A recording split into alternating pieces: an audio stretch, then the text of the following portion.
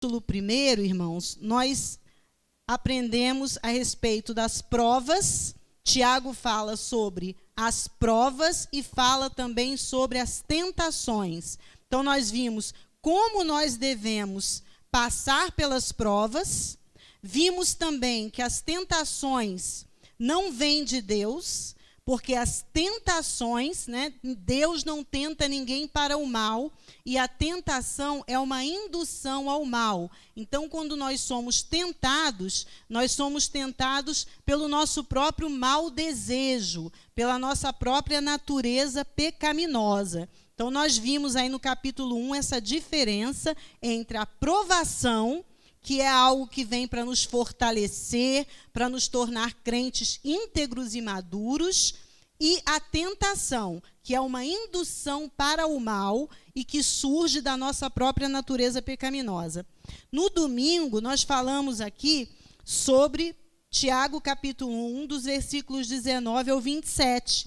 E nesse trecho, nós vimos que Tiago destaca a importância de nós praticarmos a palavra de Deus. Então, nesse trecho que nós aprendemos domingo, a parte mais importante é o versículo, se é que nós podemos dizer assim, mas é uma parte que resume a ideia desse trecho, é o versículo 22, quando Tiago diz que nós devemos ser praticantes da palavra e não somente ouvintes.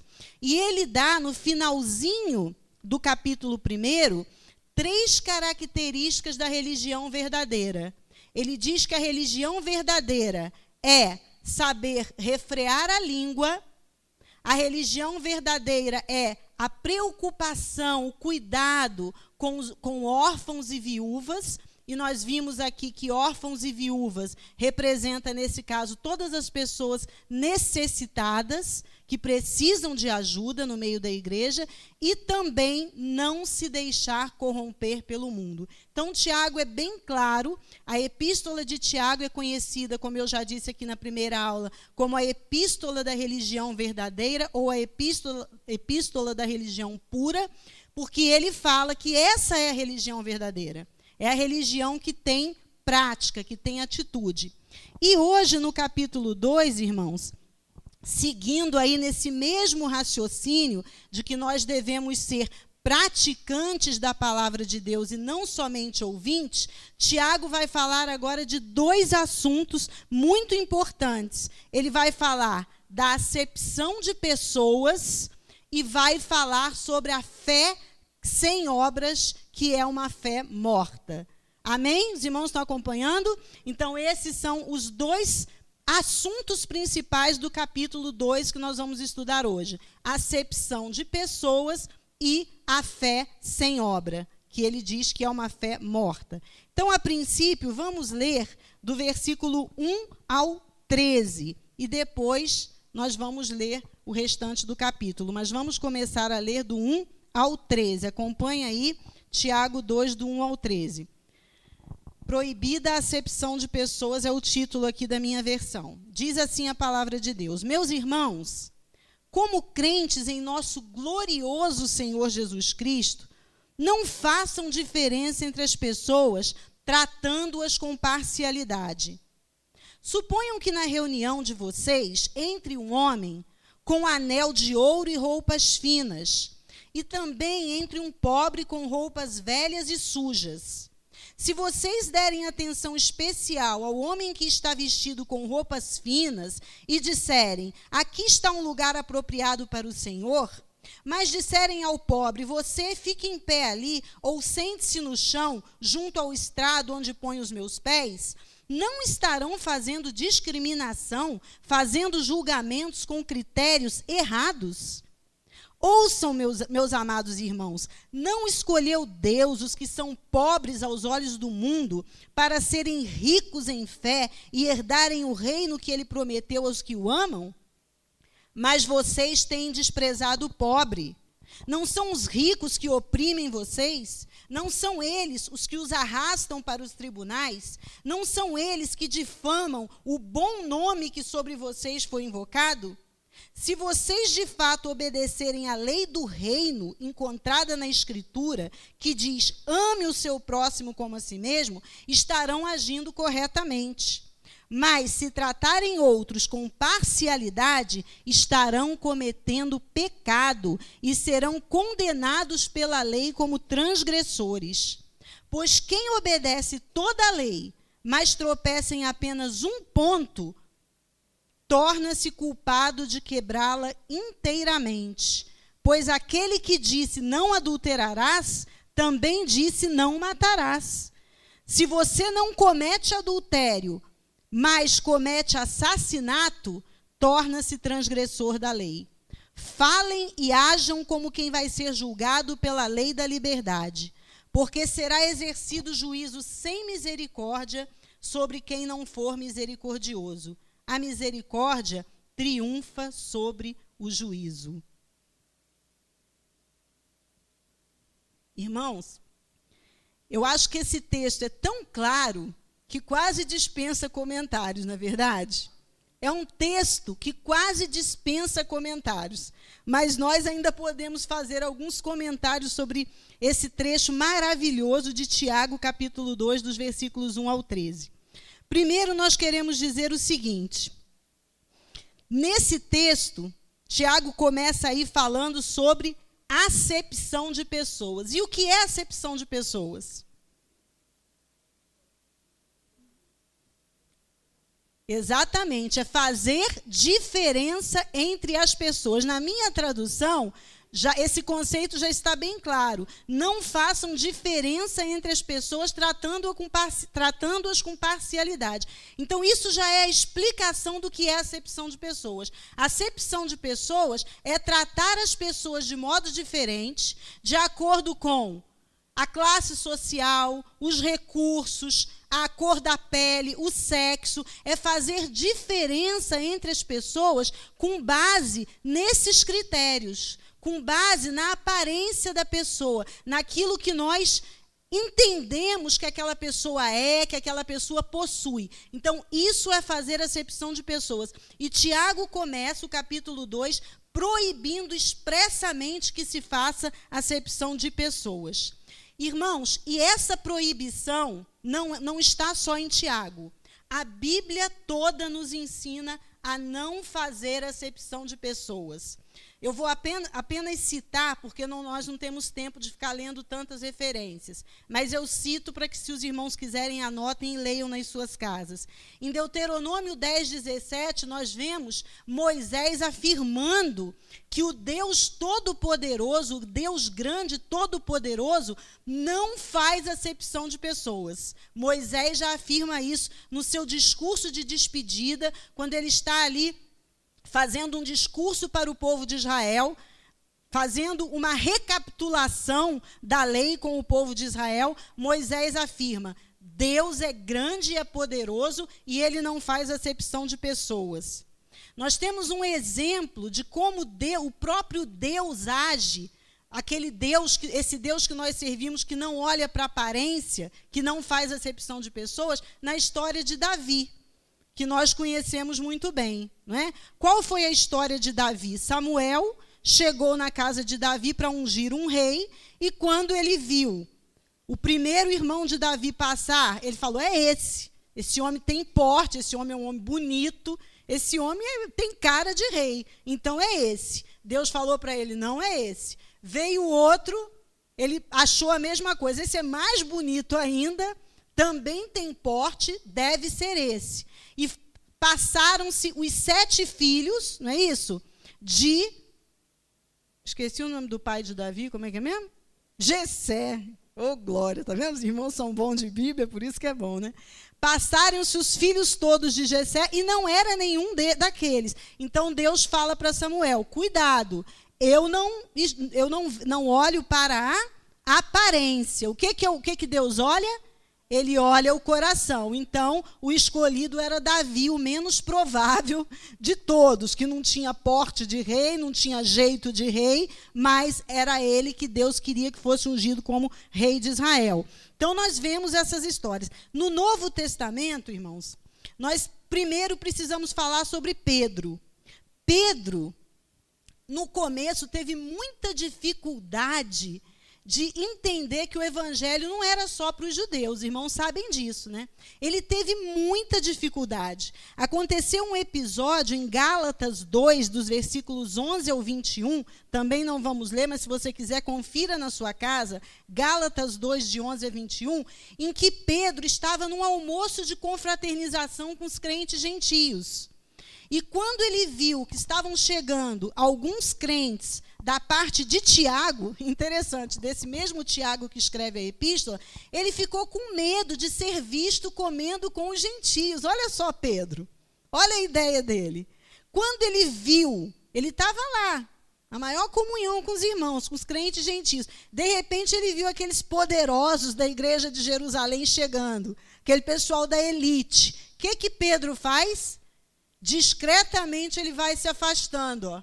Vai se afastando, não é? Hipocritamente, para que aqueles crentes que chegaram não o encontrassem comendo com os crentes gentios. E aí o que acontece? Paulo repreende Pedro severamente. Está lá, a história está lá em Gálatas 2, versículos 11 a 21. Paulo repreende Pedro por essa atitude. Depois, quando Pedro tem de ir à casa de Cornélio, uma história que está registrada lá em Atos 10, o que acontece? Quando Pedro tem de ir à casa de Cornélio, um gentio, porque Deus queria que Cornélio ouvisse o evangelho, para que Pedro pudesse ir até lá, o que precisou acontecer? Quem lembra? Quem lembra? Deus teve de dar a Pedro o que? Antes de que ele fosse para a casa de Cornélio? Uma visão. Deus teve que dar para ele uma visão de um lençol que baixava, cheio daquelas carnes consideradas impuras. E aí uma voz falava, Pedro, mata e come. Aí ele falava, não, Senhor, isso é impuro. Né? Pedro, mata e come. Não, Senhor. Então, ele teve essa visão. No final, a voz diz para ele, Pedro, não considere impuro aquilo que Deus purificou. E aí o que acontece? Logo em seguida chegam os mensageiros de Cornélio convidando Pedro para ir à casa de Cornélio. Naquele momento, Deus já estava trabalhando no coração dele. Porque se não fosse isso, ele se negaria a entrar na casa de Cornélio. Porque Pedro não entrava na casa de gentios. Ele não entrava, isso era algo do judeu. E embora ele fosse cristão, ele considerava ainda o judeu superior ao gentio. Ele ainda fazia esse tipo de acepção de pessoas. Mas quando ele chega na casa de Cornélio, ele olha aquele povo reunido, talvez ele, tenha se lembrado, acabei de ter aquela visão, e quando ele vê aquele povo ali sedento de ouvir a palavra de Deus, ele fala, realmente eu reconheço, Deus não faz acepção de pessoas.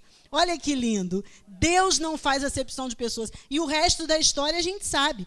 Pedro começou a pregar o evangelho para aquele povo, e antes que ele terminasse a mensagem, Jesus batizou aquelas pessoas com o Espírito Santo e eles começaram a falar em novas línguas. Olha que coisa maravilhosa. Depois, quando Pedro escreve a epístola, a sua epístola, 1 Pedro, ele já coloca lá em 1 Pedro 2,9, olha, vós sois geração eleita, sacerdócio real, povo santo, isso se dirigindo a judeus e a gentios. Então, Deus trabalhou na vida de Pedro, porque ele também tinha essa dificuldade no começo.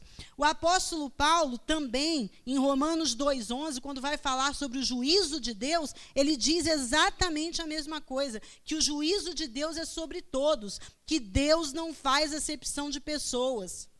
Quando, irmãos, em Efésios, ele vai falar para patrões e empregados, ele diz também a mesma coisa, olha, cuidado, Deus não faz acepção de pessoas, cuidado com a forma como vocês tratam os seus empregados. E, finalmente, em Gálatas 3, não é Gálatas, é Efésios, não, desculpa, é Gálatas sim, irmãos. Gálatas 3, de 27 a 28, Pedro, mais uma vez, vai falar, olha, ele vai falar sobre os filhos de Deus. Olha, quem está em Cristo, nós somos um só. Não tem grego, não tem gentio, não tem judeu, não tem grego, não tem escravo, não tem livre, não tem homem, não tem mulher. Jesus Cristo é tudo em todos. Amém? Então, nós vemos, irmãos, que a Bíblia fala claramente que é proibido fazer acepção de pessoas. Eu comecei a ler um livro essa semana, do Philip Yancey. Eu gosto muito desse escritor, ele é americano, e o livro é Alma Sobrevivente. Eu sou cristão apesar da igreja. E esse livro, irmãos, ele conta, né, da adolescência dele nos Estados Unidos, na década de 60, quando havia, irmãos, um racismo enorme nos Estados Unidos. Hoje ainda há, mas nada se compara ao que era naquela época. Era uma época em que havia uma separação mesmo entre negros e brancos. Negros não podiam frequentar restaurantes, negros não podiam ficar em hotéis, por exemplo, beber a mesma água. Eles não podiam, quando eles entravam no ônibus, eles tinham que ir para os últimos lugares. Então, eles tinham que primeiro entrar pela frente, pagar para o motorista, descer de novo para entrar por trás. E dizem que muitos motoristas aproveitavam essa oportunidade para sair, depois de eles já terem pago, e deixá-los lá no ponto, sem que pudessem continuar o seu caminho. Então, coisas, irmãos, deste tipo aconteciam nos Estados Unidos, coisas absurdas. E o que é mais chocante é que esse tipo de atitude acontecia até mesmo dentro da igreja. Olha que tristeza. A igreja do Senhor era para se levantar contra isso, e lá dentro, pelo menos, não poderia haver nenhum tipo de discriminação. No entanto, a igreja alimentava esse tipo de preconceito, irmãos. A igreja alimentava esse tipo de preconceito. Havia essa discriminação mesmo entre os membros da igreja. Pastores faziam parte até daquela Ku Klux Klan, sabe aquela KKK, os irmãos já ouviram falar? Que é um grupo, aquele grupo que se coloca aquela roupa branca, queima a cruz. Até hoje eles existem. Eles não deixaram de existir, não. Só que hoje é algo muito menor. Naquela época era algo grande. Era algo grande, né? Então, nós conhecemos muito bem a história da luta pelos direitos civis. Inclusive, quem encabeçou essa luta, graças a Deus, foi um pastor batista, Martin Luther King, né? Foi ele que encabeçou essa luta, né, para que o racismo deixasse de ter essa força toda nos Estados Unidos. Mas o que me impressiona, irmãos, é como que alguém que se diz crente, que vai para a igreja, que diz que vai adorar a Deus, pode respaldar algo tão terrível quanto o racismo. O que eles fizeram com esse capítulo de Tiago? O que eles fizeram com essas outras passagens bíblicas que dizem claramente que nós não podemos fazer diferença entre as pessoas, seja pelo motivo que for? Então, é algo que choca quando nós vemos essa história, irmãos. Essa história que não é nem tão antiga, né, mais ou menos na década de 60, do sofrimento dos negros nos Estados Unidos. E, principalmente, ver que a igreja, ao invés de se levantar contra isso, ela muitas vezes foi cúmplice desse tipo de atitude. Isso é terrível, isso é uma vergonha para a história da igreja. Claro que eu tenho certeza que muitos crentes verdadeiros, talvez nós não tenhamos conhecimento, mas muitos crentes verdadeiros na época devem ter se levantado contra isso, pessoas que realmente entendem a palavra de Deus. Mas a igreja nos Estados Unidos, como instituição, infelizmente, ela também fomentou, ela reforçou a atitude racista, muitas vezes usando a Bíblia, não é? Para falar que os negros eram descendentes do filho de Noé, Cão, e por isso eram pessoas amaldiçoadas. Então, infelizmente, isso aconteceu e é uma mancha na história da igreja. Mas, além dessa questão do racismo, Tiago traz aqui um exemplo que eu acho fantástico. É por isso que eu disse, esse texto é tão claro que dispensa até comentários, porque Tiago dá exemplos, e olha o exemplo que ele dá. A partir do versículo 2, qual é o exemplo que ele dá? Ele dá o seguinte exemplo: suponham que na reunião de vocês entre um homem com anel de ouro e roupas finas, e entre também um pobre com roupas velhas e sujas. Então vocês dizem ao homem que está vestido com roupas finas: aqui está um lugar apropriado para o senhor, olha, o senhor deve se sentar aqui. Mas ao pobre você diz: não, você fica aí em pé, ou então sente-se ali no chão ao estrado dos meus pés. Olha o exemplo que Tiago dá, irmãos. Isso é fantástico. Por quê? Porque naquela época era comum que as pessoas ricas demonstrassem essa riqueza por meio do uso de vários anéis, né?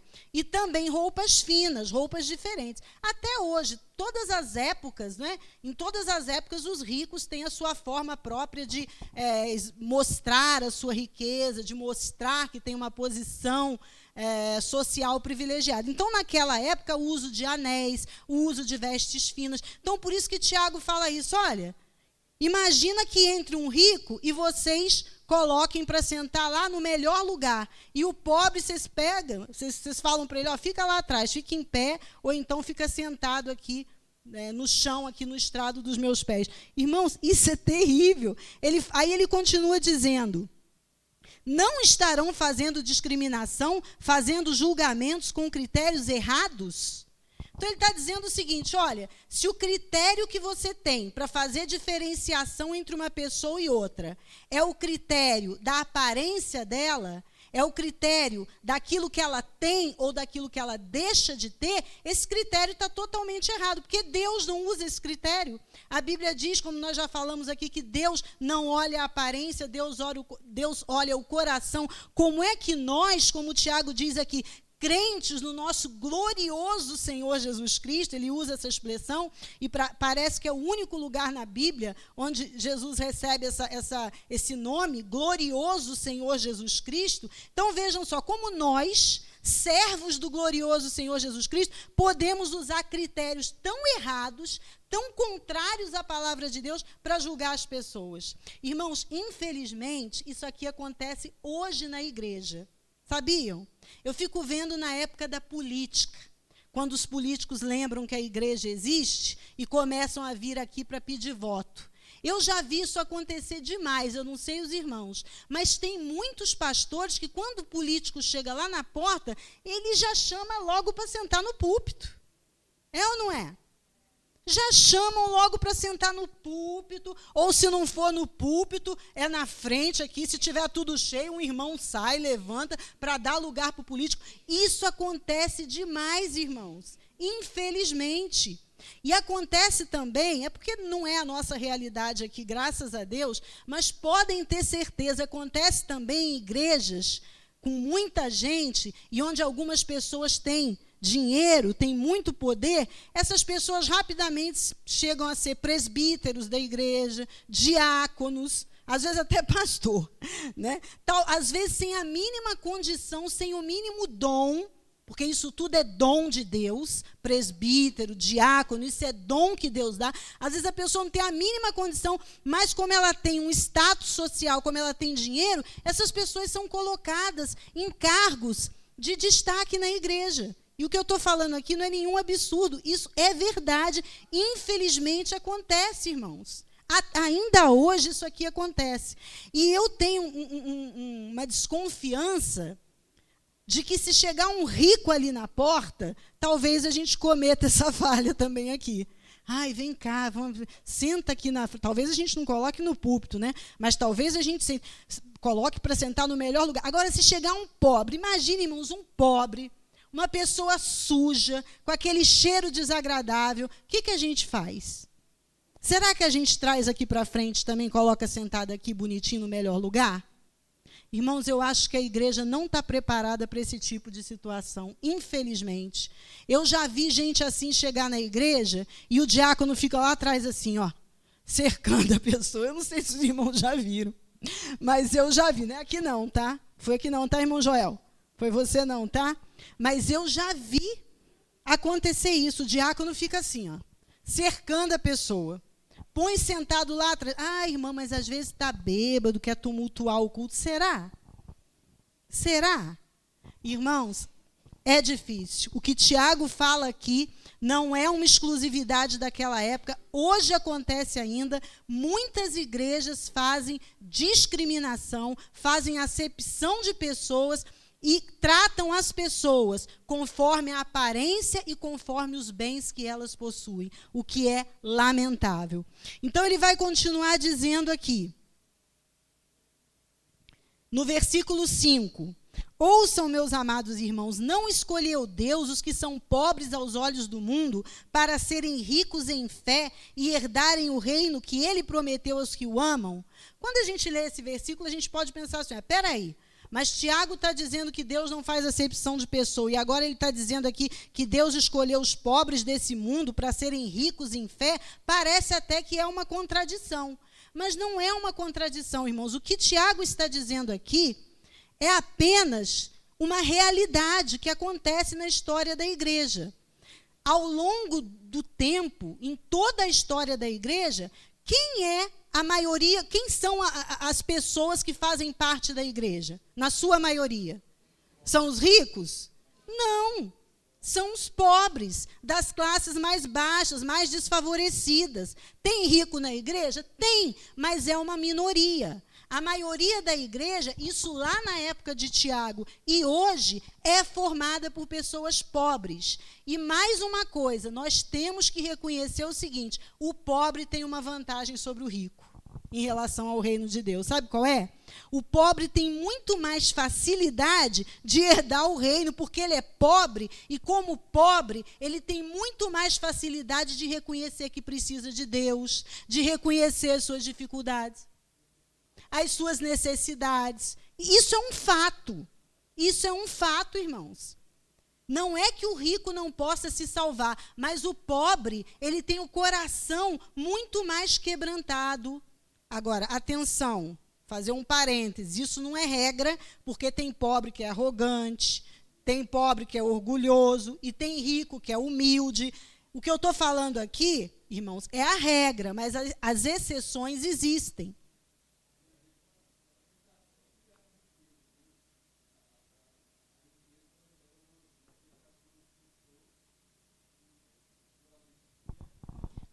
A riqueza, irmãos, traz uma sensação de autossuficiência.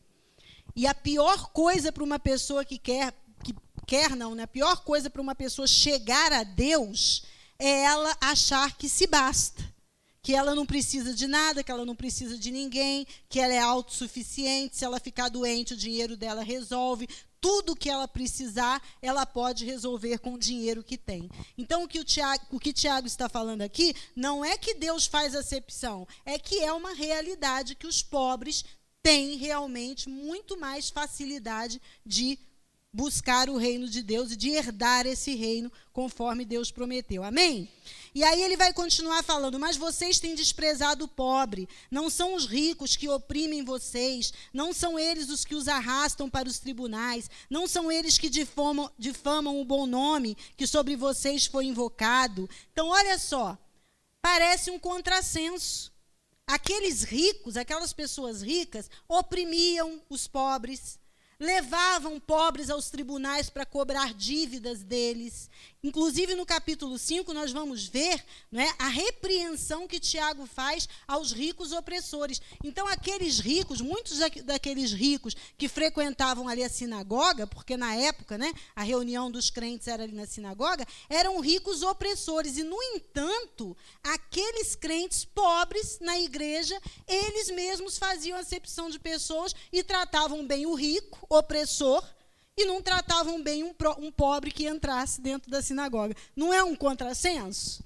É um contrassenso, e é isso que Tiago está falando. Como é que vocês perseguem os pobres e os ricos que oprimem vocês, que arrastam vocês para o tribunal, que difamam o bom nome de vocês? Ou seja, nós vamos honrar quem nos persegue, quem persegue a igreja do Senhor, quem fala mal da igreja. É isso que o Tiago está dizendo aqui. Havia um contrassenso. Não é? Talvez porque esses pobres, isso acontece também, viu, irmãos, hoje em dia ainda. Às vezes a gente quer auferir alguma vantagem, não é, bajulando essas pessoas, não é verdade? Tem pastor que leva o político para a igreja para depois pedir saco de cimento, tijolo, emprego para o filho. Infelizmente, isso acontece. Não deveria acontecer, mas acontece. Então, é isso que o Tiago está falando aqui. Bem, seguindo. Depois ele vai dizer aqui, olha, se vocês não obedecerem à lei do reino, olha só como ele fala, a lei do reino, né? Ali fala lei real naquela tradução. estarão agindo corretamente. Ou melhor, se vocês obedecerem, né? Se de fato vocês obedecerem à lei do reino, encontrada na Escritura, que diz, ame o seu próximo como a si mesmo, estarão agindo corretamente. Então, por que ele fala lei real? Porque é a maior lei, não é?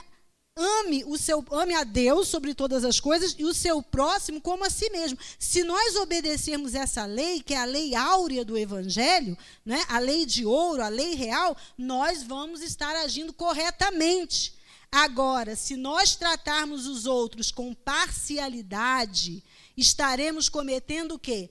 Pecado, e seremos condenados pela lei como transgressores, pois quem obedece a toda a lei, mas tropeça em apenas um ponto, torna-se culpado de quebrá-la inteiramente. Então, aqui a gente pensa, né? Olha a lei aí, Tiago falando que a gente tem que cumprir toda a lei. Irmãos, os 10 mandamentos, como nós já estudamos aqui, não foram abolidos. A lei moral continua valendo. Não matarás, não adulterarás, não dirás falso testemunho, não cobiçarás a mulher do próximo, né? Honrarás pai e mãe. Tudo isso continua valendo. E ele diz aqui, olha, se você, não adultera, mas mata, você é pecador, você está pecando, você está deixando de cumprir a lei. Por quê? Porque quem deixa de cumprir um ponto, deixa de cumprir a lei integralmente. Viram? Ele falou, porque o mesmo que disse não adulterarás, também disse não matarás.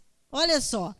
E mais, irmãos, olha só que perigo. No contexto aqui, nós podemos, inclusive, entender que Tiago está comparando fazer acepção de pessoas com matar alguém. É sério isso. Né? A gente pensa que é só tirar a vida, né? A vida da pessoa fisicamente falando. Mas, no contexto, nós podemos entender, porque, como crentes, nós temos que cuidar do nosso próximo, cuidar do interesse dele, zelar por ele, como Tiago falou. Não é? Que a religião pura e verdadeira é cuidar dos necessitados. Então, se nós não fazemos isso, discriminamos a pessoa, é uma forma de matar. Então, é muito grave. E ele segue dizendo aqui, olha, no versículo 12, falem e hajam como quem vai ser julgado pela lei da liberdade. Porque será, versículo 13, porque será exercido juízo sem misericórdia sobre quem não foi misericordioso. A misericórdia triunfa sobre o juízo. Então, irmãos, sabe o que significa isso? Olha o que ele está dizendo. Falem e hajam. Ele está dizendo o seguinte, seja coerente. Seja coerente. É o mesmo apelo do capítulo 2. Sejam ouvintes e praticantes da palavra de Deus. Aqui ele está dizendo, falem e hajam. Tenham coerência na vida cristã de vocês. É isso que o Tiago está dizendo. Né? Como servos de Jesus Cristo, nós precisamos ter essa coerência. E no versículo 13 ele fala, porque será exercido juízo...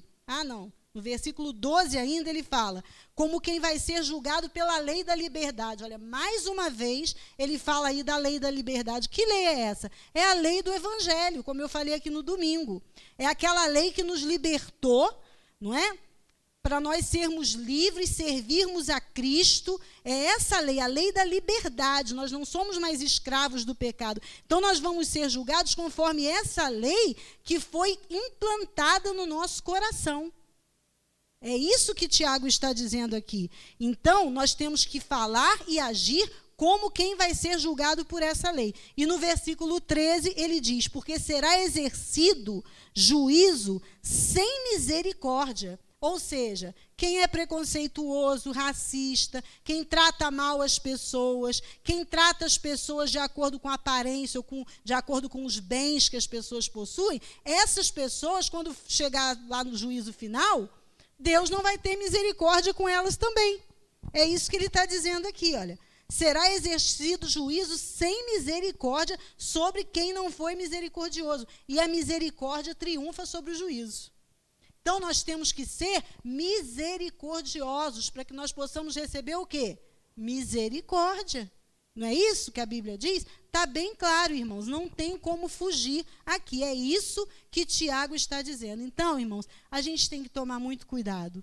Eu digo assim, por experiência, às vezes, se a gente vacilar, a gente acaba discriminando alguém, a gente acaba tratando uma pessoa que tem menos conhecimento, que tem menos recursos, a gente acaba tratando essa pessoa de uma forma diferenciada. Irmãos, que Deus nos livre disso, em nome de Jesus, porque isso é uma miséria. Que Deus tenha misericórdia de nós e que nós não tenhamos nenhum tipo de preconceito, de racismo. As pessoas acusam a igreja de preconceito, vocês sabem disso, né? As pessoas acusam a igreja de ser preconceituosa. A igreja não é preconceituosa, a Bíblia não é preconceituosa. O que nós temos é um conceito. É muito diferente de preconceito. Por exemplo, eu tenho um conceito bíblico que me faz ser contra a prática homossexual. Mas eu não posso discriminar um homossexual que entrar aqui na igreja. Eu não posso tratá-lo mal, eu não posso desprezá-lo. Não só aqui, lá no trabalho, onde quer que nós estejamos, eu não posso tratar a pessoa mal por isso. Agora, eu tenho um conceito. Eu tenho um conceito, eu não tenho um pré-conceito, eu tenho um conceito formado de acordo com a palavra de Deus. E isso, irmão, não tem nada de preconceito. O mundo aí fica querendo taxar, a igreja é homofóbica. Não, pode ter crente que seja homofóbico, eu não vou dizer que não. Mas a igreja do Senhor Jesus não é homofóbica. A igreja tem que amar os homossexuais como Cristo os ama, mas reprovar a prática homossexual como Cristo reprova.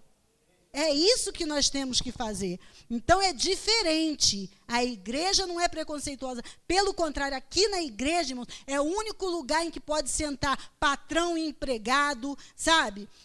Sem nenhum tipo de discriminação. Aqui nós somos todos um.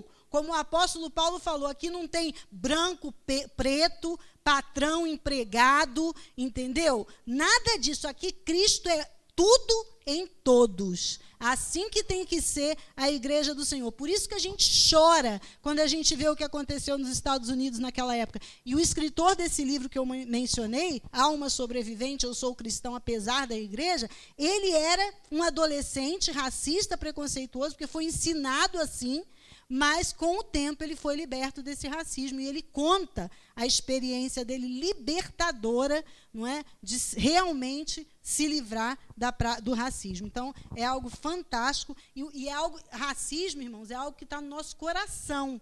Então, a gente, né, que não esteja no nosso coração, mas se estiver, nós precisamos nos livrar disso em nome de Jesus, porque Deus não se agrada nem de racismo, nem de tratar pessoas de forma diferente por causa dos bens que elas possuem ou não. Eu me lembro, irmãos, que em Santos, quando eu congregava no Ministério de Santos, nessa época a filha do Pelé estava viva.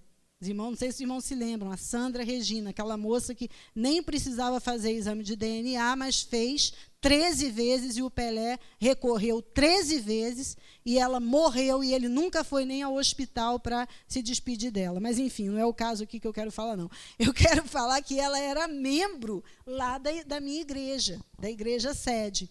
Mas ela não entrava pelo mesmo lugar que todo mundo entra. Ela se tornou deputada, depois federal, né? Ela entrava por um lugar especial. Então, é esse tipo de coisa, irmãos, que a gente não gostaria de ver na igreja do Senhor, porque na igreja do Senhor não tem elite, aqui não tem privilégio, aqui todo mundo é igual. Amém? Graças a Deus. Bem, irmãos, agora, seguindo aí, ainda no mesmo raciocínio, de que nós temos de ser praticantes e não apenas ouvintes da palavra de Deus, certo? Nós vamos agora começar o versículo 14 e vamos até o versículo 26. Então, são dois assuntos, como eu disse, aqui no capítulo 2. O primeiro é a acepção de pessoas, esse que nós acabamos de tratar. E o segundo agora, que nós vamos começar, é a fé e obras. Então, Tiago vai falar aqui sobre a questão da fé e das obras. Agora eu vou lendo, tá? Não vou ler tudo como eu fiz no princípio, eu vou lendo e vou comentando com os irmãos. Então vamos lá. Versículo 14, ele diz aí: de que adianta, meus irmãos, alguém dizer que tem fé se não tem obras? Acaso a fé pode salvá-lo? Então, vejam só, essa pergunta é uma pergunta, como o Felipe já ensinou aqui, é uma pergunta retórica. O que significa isso? Tiago já sabe a resposta dessa pergunta. E qual é a resposta dessa pergunta? De que adianta, meus irmãos, alguém dizer que tem fé e não tem obras? Acaso a fé pode salvá-lo? A resposta é não. Tiago já sabe a resposta. Ou seja, se a pessoa só tem fé, se ela apenas diz que tem fé, mas não tem obras que demonstrem essa fé, essa não é a fé salvadora. Essa fé não salva essa pessoa que diz que tem fé. E por que isso é importante, irmãos? Porque a confissão de fé simplesmente não salva ninguém. Não salva ninguém. Ela é importante? É, porque o apóstolo Paulo disse assim, olha, nós temos que crer com o coração, não é isso? E confessar com a boca. Por isso que quando alguém aceita Jesus, o que a gente faz na igreja? A gente chama a pessoa, não é isso? Ora por ela, pede para ela fazer uma oração de confissão, não é isso? Porque o apóstolo Paulo disse, nós temos que crer com o coração e confessar com a nossa boca. Só que simplesmente confessar não significa nada. Irmãos, eu sempre digo, quando alguém vem aqui na frente aceitar Jesus, nós nunca sabemos naquele momento se aquela conversão é verdadeira. Mesmo que a pessoa venha em prantos, mesmo que ela venha chorando, se descabelando, não significa nada. Pode ser duro dizer isso, mas é verdade. Nós só vamos saber da certeza daquela conversão com o passar do tempo. Com o passar do tempo. Por quê? Quando essa pessoa começar a ter mudança de vida, atitudes diferentes, obras de obediência a Deus. Só aí é que nós vamos saber, irmãos, a confissão. Por isso que Tiago fala aqui, se alguém disser que tem fé e não tem obras, essa fé pode salvá-lo? Não. Irmãos, quanta gente... Você sabe, muitas vezes nós vamos evangelizar algumas pessoas, a pessoa não fala assim, eu creio em Jesus Cristo, eu creio. Na verdade, até... como diz o ditado popular, aí quebra as pernas da gente. Não é verdade? Você vai evangelizar, a pessoa fala, eu creio em Jesus Cristo, não, Deus é bom, eu creio. Mas, no entanto, isso salva? Tem um monte de gente aí falando que crê em Jesus Cristo. Gente, eu já falei para vocês, eu tenho uma colega espírita no trabalho, que de vez em quando me abraça e fala, Jesus te abençoe. Mas qual Jesus? Essa que é a questão. Nós estamos vivendo um dia em que falar simplesmente de Jesus, a gente não sabe qual é o Jesus sobre o qual a pessoa está falando. É o mesmo em que nós cremos? É o mesmo pregado na Bíblia? É o mesmo da doutrina dos apóstolos? Não, muitas vezes. Então, por isso que a confissão de fé, simplesmente, ela não significa que a pessoa esteja salva. Porque é preciso haver o quê? Obras. Então, a resposta a essa pergunta é não. E aí, Tiago agora vai começar a argumentar. Por que ele está dizendo que simplesmente a fé, a declaração de fé, não garante a salvação? O primeiro argumento dele está aí no versículo 15, olha. Se um irmão ou irmã estiver... Aí ele conta outra história, olha que maravilha. Por isso que eu digo, é muito claro, né? Se um irmão ou uma irmã estiver necessitando de roupas e de alimento e do alimento de cada dia, e um de vocês lhe disser, vá em paz, aqueça-se e alimente-se até satisfazer-se, sem, porém, lhe dar nada, de que adianta isso? Assim também a fé por si só, se não for acompanhada de obras, está morta. Então, o primeiro argumento que Tiago usa é esse, olha, a fé que não tem obras está morta.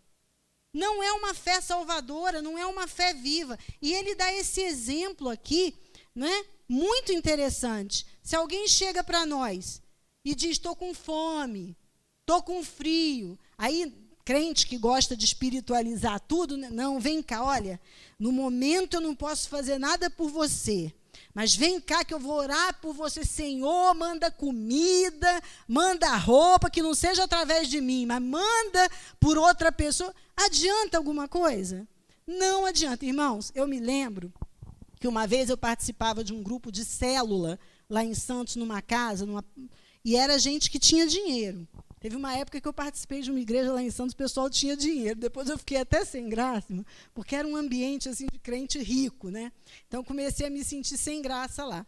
Mas eu cheguei a participar de umas células, de umas reuniões na casa lá de um irmão que tinha dinheiro. E o pessoal lá não era pobre, não. Mais pobre mesmo era eu naquela época. E eu ia para lá, tudo bem. E nisso, irmãos, tinha um casal com um filho. O menino estava em Santos na época, porque ele tinha o rosto todo queimado. Ele sofreu um acidente e ele foi para Santos para tentar fazer uma cirurgia. Os pais o levaram para Santos para tentar fazer uma cirurgia. Esse pessoal morava numa casa abandonada, assim, numa varanda que tinha em frente a uma casa abandonada.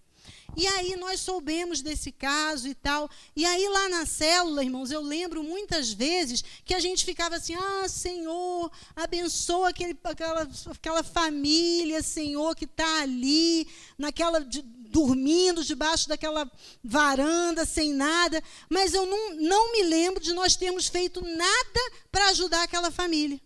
Olha só que coisa triste. Depois eu soube que os espíritas foram lá e tiraram eles de lá e levaram para algum lugar. Mas nós ficamos só lá na célula, orando para Deus abençoar, para Deus mandar recursos. Irmão, isso é muito pouco. A fé tem que ter obras. Agora, atenção, já vou falar isso agora porque eu tenho medo de esquecer, né? O programado era falar mais à frente aqui. Mas eu vou falar uma coisa muito importante. Cuidado, porque os espíritas também têm muitas obras. Acabei de falar aqui, foram eles que socorreram essa família. Vocês sabem que o espiritismo, eles têm essa filosofia de que a salvação é pelas obras, né? Então, eles praticam muitas boas obras. Então, você pode pensar, mas caridade é fazer caridade. Eles sempre fazem isso. Então, você pode falar, mas então uma pessoa que é espírita pratica essa obra aqui, ajuda os outros, né? Dá mantimento, dá comida. Então, eles estão salvos. Não, de jeito nenhum. A salvação não é por obras, tá, irmãos? Essas obras aqui, na verdade, elas fazem parte de um conjunto maior, que é a obra da obediência, tá? Atenção. Então, o que Tiago está dizendo é o seguinte, olha, a fé que é fé verdadeira, ela se manifesta principalmente em obras de obediência a Deus. Entre essas obras está a caridade. Ele dá esse exemplo porque entre essas obras está a caridade. Mas a obra maior não é fazer caridade, a obra maior é ser obediente a Deus. Os irmãos estão entendendo? É isso que ele está dizendo. Nós temos, a nossa fé tem que ser manifestada em obras. Que obras? Obras de obediência a Deus. Dentre essas obras está a caridade, que também é a obrigação do crente. Os irmãos estão entendendo? Então tem que ficar muito claro, porque senão a salvação é pelas obras. Então os espíritas, quem faz boa obra, né? Meu filho, por exemplo, que depois que saiu da igreja, né, com a cabeça toda errada, mãe, o importante é ser bom, ajudar os outros. Não. A salvação é pela fé em Cristo. Agora, nós temos que ter um conjunto de obras, né, que demonstrem a nossa fé. E entre elas estão as obras de caridade. Seguindo aqui, então, irmão, ele vai para o segundo argumento. Então, o primeiro argumento é: a fé sem obras é morta. Segundo argumento: mas alguém dirá. Agora ele começa um diálogo imaginário aqui. E ele diz: alguém dirá. No caso, é ele que está dizendo isso. Você tem fé, eu tenho obras. Olha, veja só. Mostre-me a sua fé sem obras e eu lhe mostrarei a minha fé pelas obras. Então, ele está dizendo, olha, ele diz assim, você tem fé, eu tenho obras. Isso é Tiago falando. Você tem fé, eu tenho obras. Agora, aí ele faz um desafio. Me mostra a sua fé sem obras, que eu... É isso mesmo? É. Me mostre a sua fé sem obras, que eu vou te mostrar a minha fé pelas obras. Deixa eu ver se é isso mesmo. Mostre-me a sua fé sem obras, e eu lhe mostrarei a minha fé pelas obras. Então, Tiago está fazendo um desafio. Como é que você me mostra a sua fé sem obras? Como que você faz para me mostrar? Eu digo, está lá, Você tem fé, eu tenho obras. Então, me mostra a sua fé sem obras. Como é que você vai me mostrar a sua fé sem obras? Agora, eu te mostro a minha fé pelas obras que eu pratico, pela minha obediência a Deus. Os irmãos estão vendo? Então, aí, olha, é o segundo argumento. Nós só podemos mostrar a nossa fé pela obra que nós praticamos. Não tem outro jeito. É como eu falei para os irmãos. Se a pessoa vem aqui à frente, aceita Jesus como Salvador, e não tem obra, ou seja, nada muda na vida dela, não tem uma atitude que demonstre que ela está sendo realmente obediente a Deus, como é que eu posso falar que essa pessoa tem fé? Não posso. Agora, se com o passar do tempo, aquela pessoa vai progredindo, vai evoluindo, cada dia ela vai demonstrando mais desejo de servir a Deus, cada dia ela vai mudando uma atitude aqui, outra ali, vai fazendo aquilo que ela não fazia, é o que a Bíblia diz, o que roubava deixa de roubar, não é isso? É o que a Bíblia diz, o que falava mal dos outros deixa de falar, é isso que vai mostrando que agora você é uma pessoa de fé, que agora eu sou uma pessoa de fé, é isso que Tiago está falando aqui. Terceiro argumento, irmãos, esse é muito bom, olha aqui, ó. Versículo 19. Você crê que existe um só Deus? Muito bem. Até os demônios creem e tremem. Olha esse. Está vendo? Olha o argumento de Tiago aqui. Naquela época, a maior confissão de fé, né, dos judeus era declarar que Jeová era o único Deus, não é isso? Era o Shema, ou Shema, né? Não sei agora o nome. Shema. Muito lindo. Eu lembro que eu trouxe aqui uma vez até para os irmãos, cantado, é bonito, né? Então era a maior confissão de fé deles. O Senhor nosso Deus é o único Deus. Agora Tiago está falando aqui para eles, ó, vocês creem que existe só um Deus? Muito bem, só que os demônios também creem. E tremem. Olha só, tremem. Por quê? Porque Satanás, os demônios, sabem que existe um Deus e que um dia eles serão julgados por isso. Então, eles tremem. Agora, tem gente que nem isso. Que mesmo ouvindo falar do juízo, mesmo ouvindo a pregação do evangelho, está nem aí para dia de juízo, nem nada, né? Está nem aí, nem treme. Né? Nem treme na presença de Deus. Então, Tiago está falando, olha, simplesmente declarar que você crê, não é? Que Deus é o único Deus, também não prova que você tem fé. Também não prova. Estão vendo a argumentação dele? É muito interessante, irmãos. Então, ele diz isso, ó, não adianta. Aí a gente se lembra, mais uma vez, das pessoas para quem a gente vai pregar o evangelho e falam, eu creio que só existe um Deus, eu creio em Deus, eu creio em Jesus. Mas e aí? Tem obra que demonstra a fé, que demonstra que está salvo? Aí é que está, né? Quarto argumento de Tiago, no versículo 20. Insensato. Olha só como ele chama a pessoa que acredita que pode haver uma fé sem obras. Insensato. Quer certificar-te de que a fé sem obras é inútil? Agora ele vai pegar um argumento para fechar tudo aí, ó. Você quer entender de uma vez por todas que a fé sem obras é inútil? Não foi Abraão, nosso antepassado, justificado por obras, quando ofereceu seu filho ao altar sobre seu filho altar. Seu filho Isaque, troca as bolas, né, irmãos? Seu filho Isaque sobre o altar? Você pode ver que tanto a fé como as obras estavam atuando juntas e que a fé foi aperfeiçoada pelas obras.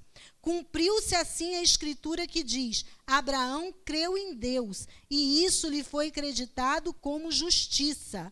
E ele foi chamado amigo de Deus. Vejam que uma pessoa é justificada por obras e não apenas pela fé. Então ele pega agora o exemplo de Abraão, o pai da fé, para mostrar o quê? Olha, é só a gente recapitular a história de Abraão. Lá no capítulo 12, o que acontece? Deus não faz promessas para Abraão? Deus faz promessas para Abraão. No capítulo 15 está escrito que Abraão creu, no capítulo 15 de Gênesis, não sei se eu falei, né? No capítulo 12 de Gênesis, Deus faz promessas para Abraão. No capítulo 15 a Bíblia diz que, porque Abraão creu, isso lhe foi imputado como justiça. Mas como que Abraão demonstrou essa fé que ele tinha? Como? Levou Isaque para ser sacrificado. Não foi isso? O filho da promessa, aquele filho que Deus tinha dado a ele, né, para ser o filho da promessa. Em um determinado momento, Deus pede que Abraão sacrifique Isaque. E o que Abraão faz? Argumenta: Senhor, não, pelo amor de Deus, não pode ser, sei lá, um cabrito, uma ovelha. O que ele faz? Obedece prontamente. Pega o menino, vai para o lugar do sacrifício, não é isso? Crendo, como a Bíblia diz que Deus poderia até ressuscitar o rapaz, mas a verdade é que ele creu. Então, o que Tiago está dizendo aqui é o seguinte: olha, ele creu, mas ele não foi justificado só pela fé, ele foi justificado também pelas obras, porque a fé dele foi demonstrada na atitude que ele teve de sacrificar o próprio filho. Se fosse preciso, porque ele não chegou a sacrificar, mas ele estava disposto a sacrificar. Então, os irmãos estão entendendo? A fé e as obras, então, o que acontece? Elas são, não é? Os dois lados de uma mesma moeda. É como ele está falando aqui. Olha que coisa importante que ele diz no versículo 22. Você pode ver que tanto a fé como as obras estão atuando juntas, e a fé foi aperfeiçoada pelas obras. E é esse o argumento que ele usa. E aqui, irmão, já caminhando para o final, agora ele pega um outro exemplo. E o interessante aqui é que ele pega o exemplo de quem? Versículo 25. Raabe.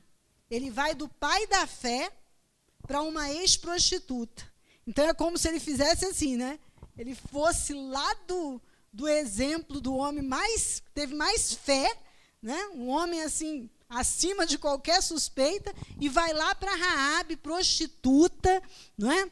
E ele diz o seguinte, ó: caso semelhante ao de Raabe, a prostituta, não foi ela justificada pelas obras quando acolheu os espias e os fez sair por outro caminho?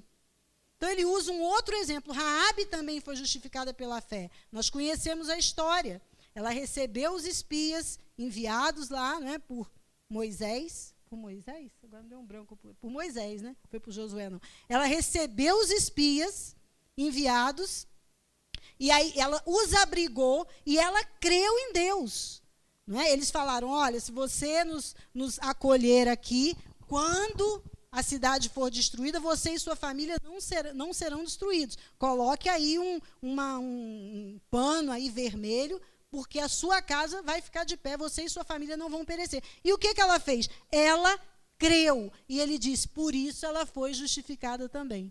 Então, esses dois personagens bíblicos, tão distantes um do outro, Abraão, o pai da fé, e essa mulher que era uma prostituta, que nem era do povo judeu, foi justificada igualmente pela fé, irmãos. Olha que coisa maravilhosa. E aí ele termina dizendo, ou melhor, pelas obras da fé, né?